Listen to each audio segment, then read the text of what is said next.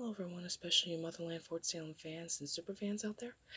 In many of my past Motherland Fort Salem videos, I've explained my story of how I got interested in this show, but I want to explain my experience of watching the show.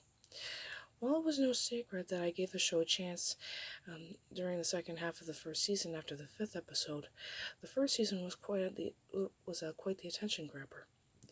For example, I remember a scene in the sixth episode where Rael demonstrates Selva and remembers her first experience of it with Scylla.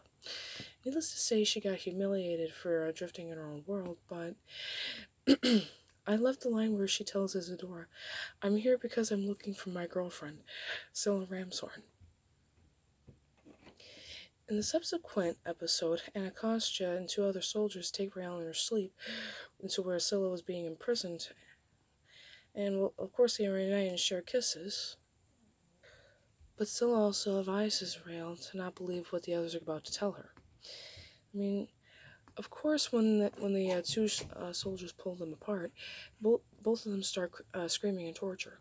I mean, say what you want about Rael and Scylla, that scene was one of the many scenes that make me establish them as the Ruby and Sapphire of the live-action TV universe.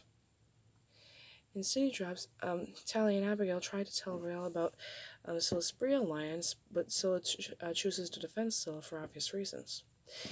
There was one part where Rael meets up with Helen Graves, whom she believes she did guard duty with. Only the latter has no knowledge of this. It wasn't until Anacostia and Helen Graves herself explained the spree situation that Rael begins to realize that Scylla is part of the spree, leaving her hurt and betrayed. I mean, putting the Rael relationship aside for a moment, in the same episode, we also see that Libba's wife died too, which made the subsequent episode one to remember, with Abigail giving Libba's eulogy. Of course, there was a part where Rael confronts Scylla about her deception, but the Night Witch explains to her that their relationship was real. While I believe that the latter was being honest about her feelings, I mean, that alone won't get her very far in relationships if she's not 100% honest about everything. When I came across the first half of the first season, I found out a lot of things that I didn't realize, such as Abigail and Rael fighting about death and military beliefs, men and women being integrated for a special event, and Rael initially being Scylla's mark. And like in the fifth episode, I've also never realized that Rael and Scylla originally planned to run away together. I mean, when season 2 came around, the first half revolved around new beginnings, with a new witch being enlisted to Fort Salem, and finding out that Willa Collar wasn't much of a villain.